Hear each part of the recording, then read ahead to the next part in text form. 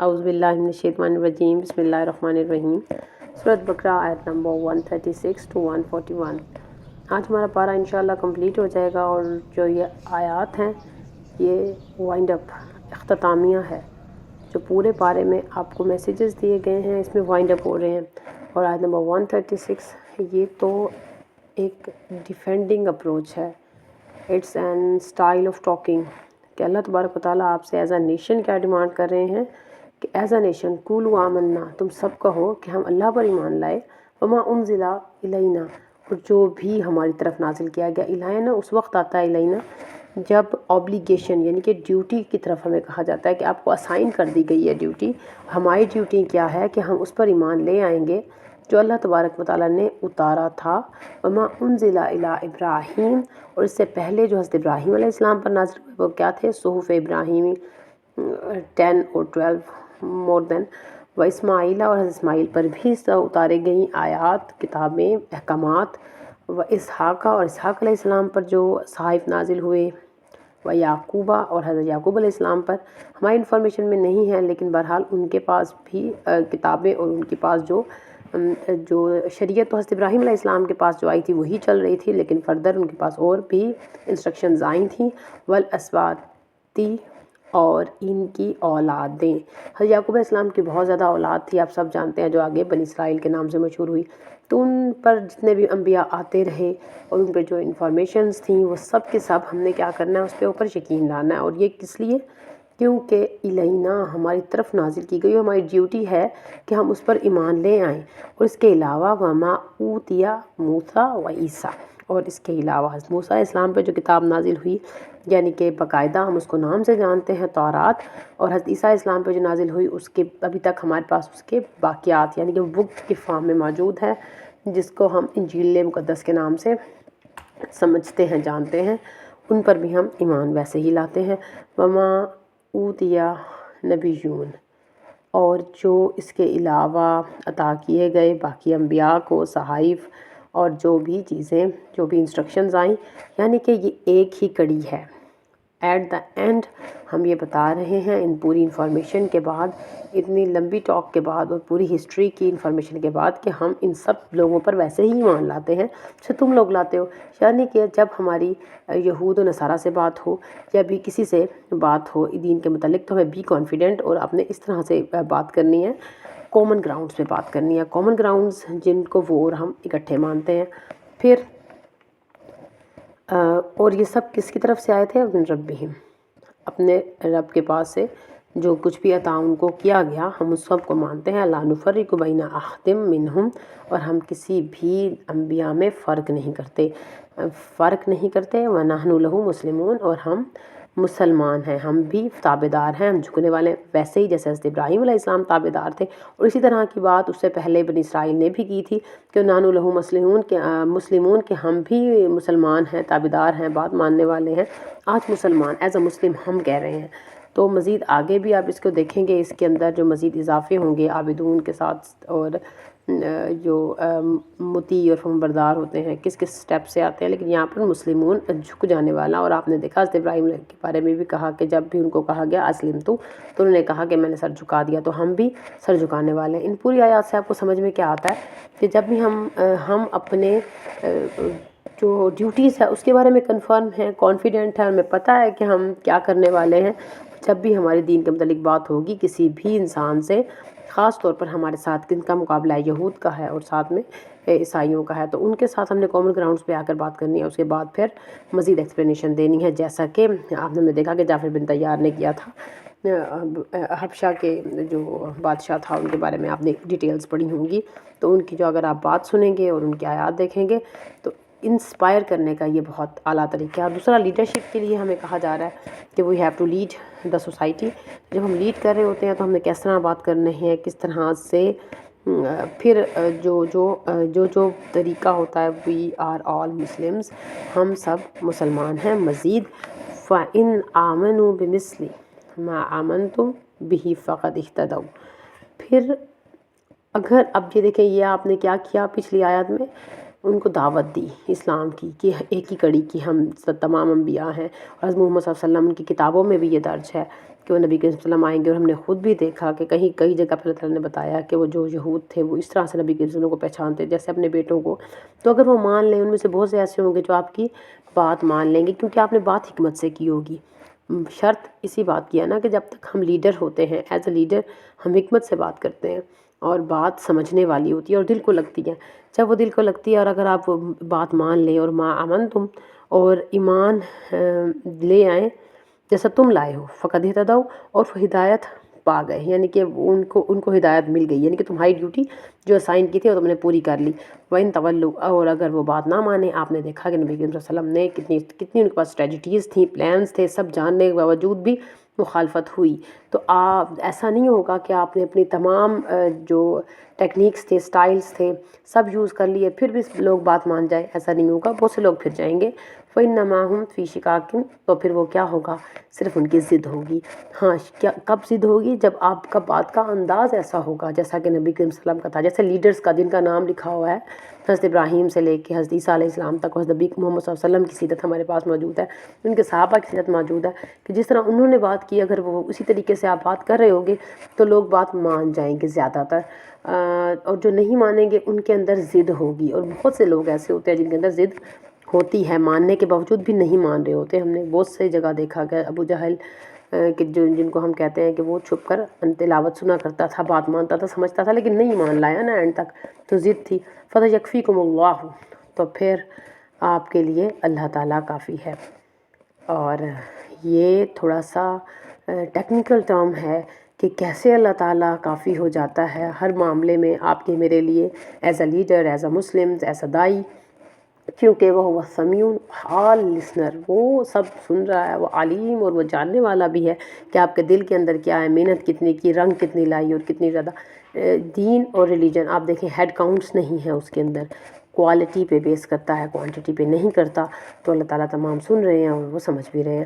اچھا، اب یہ فَسَيَكْفِيكُمُ اللَّهُ کافی مشکل تھا، تو اس کے لیے اللہ تبارک و تعالیٰ نے آپ کو ایک فارمولہ دیا ہے آیت نمبر 138 میں، صبغۃ اللہ، کلر آف اللہ. اچھا، یہ فارم آف سپیچ ہے، اس کا زیادہ تو نہیں بتاؤں گی، لیکن آپ کو اتنا سا سمجھ حال ہوں گی کہ یہ ایک ایسی السٹریشن ہے جس کے ذریعے سے پکچر کیا جاتا ہے کسی بھی باتوں کو ود دا ورڈز. ایک پینٹنگ پکچرائز کرنے کی کوشش کی جاتی ہے ورڈز، جس کو ہم عام طور پر محاورات اپنی اردو میں کہتے ہیں. اور یہ عام لوگ اس کی بات صرف ٹرانسلیٹر، ایز اے ٹرانسلیٹر ہم اس بات کو نہیں سمجھ سکتے. کلر آف اللہ کیا ہوتا ہے؟ We have to adapt the colours of اللہ، اس کو کہتے ہیں حذف. اور بہت سے علماء نے کہا ہے صبغۃ اللہ کے بعد اخترنا یا کچھ ورڈ ایسا ہے جو کہ یہاں سے حذف کر لیا گیا. حذف کا مطلب ہوتا ہے کہ وہ آپ کو انڈرسٹینڈ کرنا پڑے گا.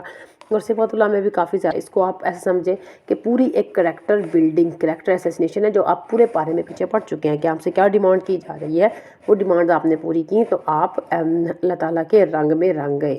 فزیکلی نہیں، لٹرلی آپ کو دیکھنے میں، آپ کے سننے میں، بولنے میں، آپ کا انداز، آپ کے فیصلے، آپ کا سٹائل، سب اللہ تعالیٰ کے رنگ میں رنگا ہوا ہو.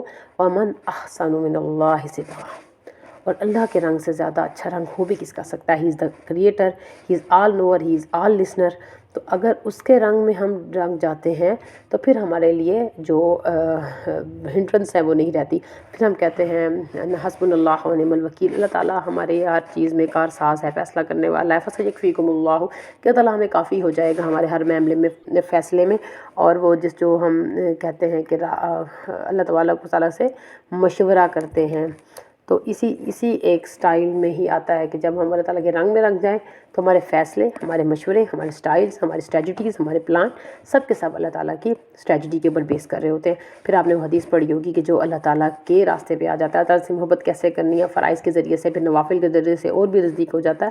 جب انسان اللہ کے رنگ میں رنگ جاتا ہے تو اللہ تعالیٰ اس کے ہاتھ بن جاتا ہے جس سے وہ کام کرتا ہے، اللہ تعالیٰ اس کی آنکھیں بن جاتا ہے، اللہ تعالیٰ اس کے یعنی کہ وہ ایک پوری حدیث ہے جس سے اندازہ ہوتا ہے کہ انسان جب اللہ کے رنگ میں رنگ جاتا ہے تو اس کے فیصلے اللہ کے فیصلے ہوتے ہیں. وَنَحْنُ لَهُ عَابِدُونَ.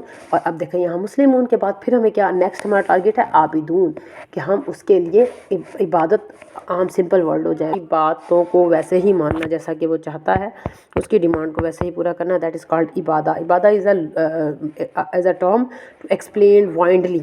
نیکسٹ قُلْ أَتُحَاجُّونَنَا فِي اللَّهِ کیا تم اللہ کے بارے میں جھگڑو گے؟ یعنی کہ تم وہ لوگ جو پیروکار ہیں ان انبیاء کے جن کے پاس کتابیں اور صحف موجود ہیں، جن کے پاس انسٹرکشن موجود، وہ بھی اللہ کے بارے میں جھگڑ رہے ہیں کہ اللہ تعالیٰ ہمارا رب ہے کہ نہیں اور کس طرح کا رب ہے۔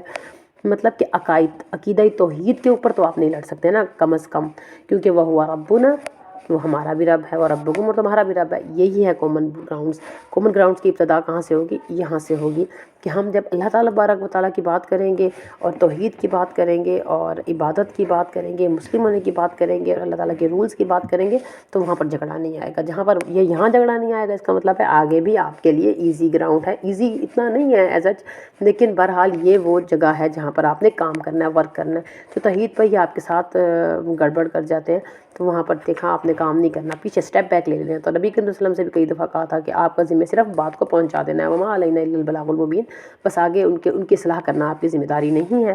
ان کی جو لوگ پہلے اسٹیپ پہ بیک لے لیتے ہیں، ضد میں آ جاتے ہیں، وہ شقاق ان کے دل میں ضد ہوتی ہے۔